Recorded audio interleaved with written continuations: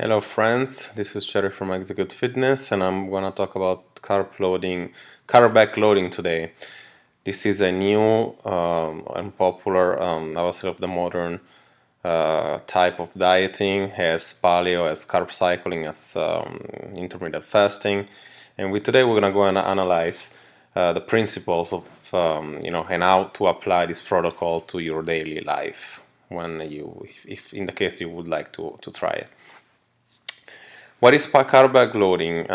Again, this is towards, obviously, everything is towards going against traditional dieting recommendation, where most of the time we heard about eating carbohydrates in the morning is a good idea.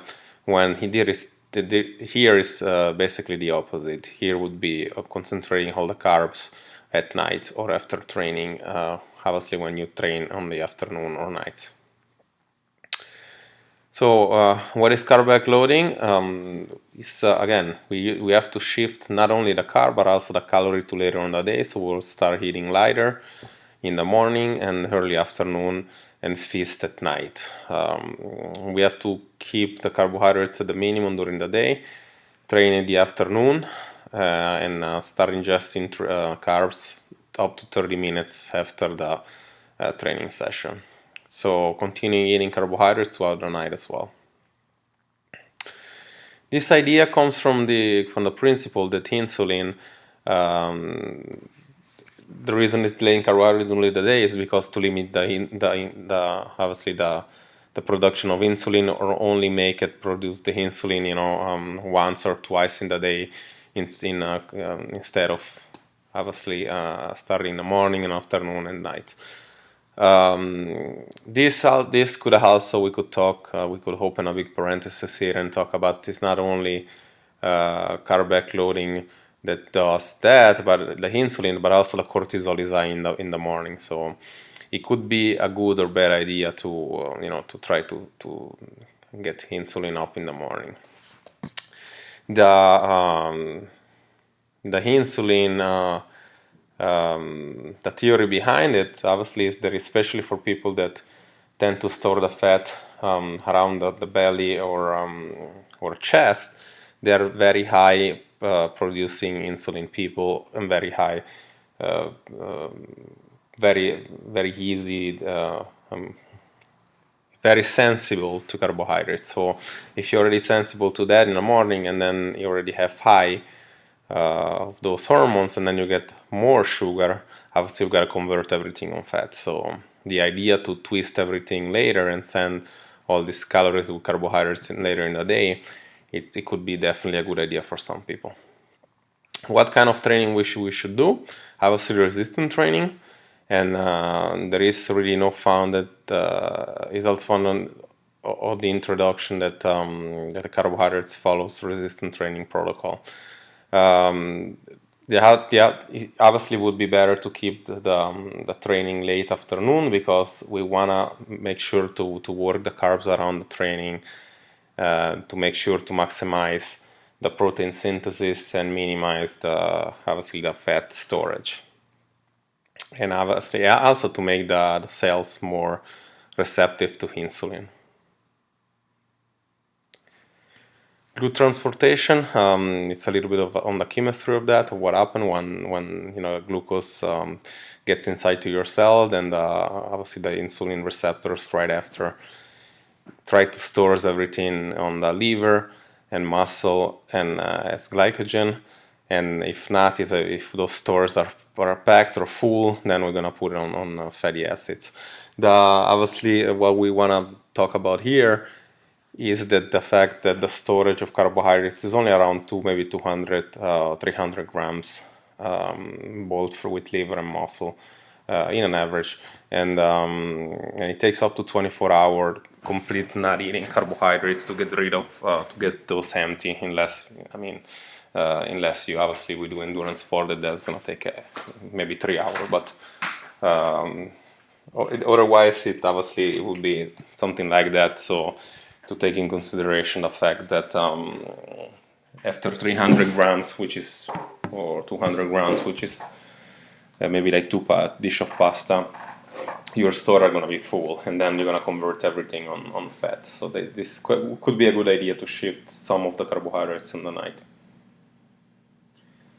So here, it's similar to intermittent fasting. Well, we don't eat at all, maybe for the first part of the day. Here, we get meals up to 30 grams, under 30 grams before the night of carbohydrates, and then we post-workout we start introducing in greater abundance, and then we, according to John Kiefer, we keep going on the night as well. We have here a sample of what diet could look like. When you're waking up early, you want to go with coconut oil, mineral water, scrambled eggs, chorizo, or this classical American breakfast, and then resistance training. Then you get to obviously chicken breast, jasmine rice, and you start with popcorn. Also, it's a good idea to introduce high glycemic index post training, obviously to make the protein synthesis as max as we can as well.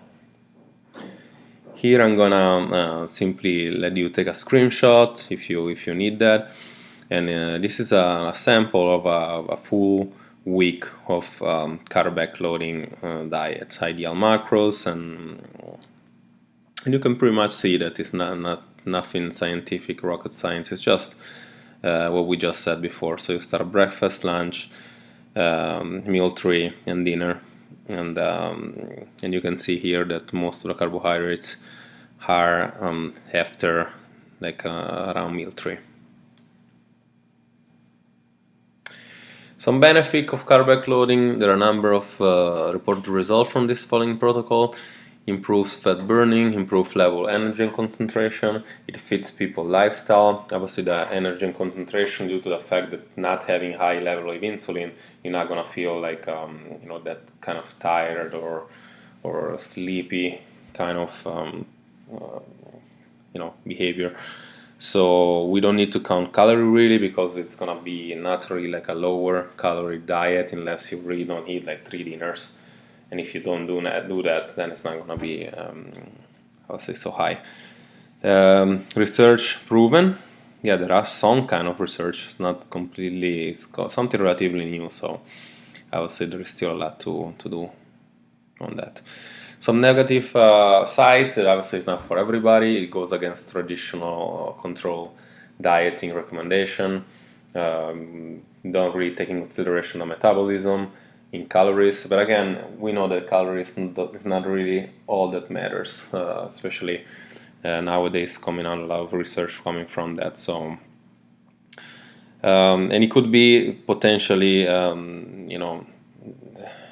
dangerous when you want to think about some bodybuilder. They want to conserve a lot of muscle, and without obviously carbohydrates in the morning, you would give up some of that for sure.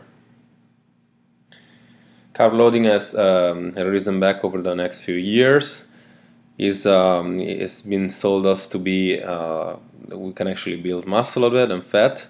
Sadly, that's not the case. Obviously, we can do anabolism and catabolism at the same time. So either we burn first and then we put muscle up, or we put muscle up with obviously with a good portion of carb, and then we cut down after.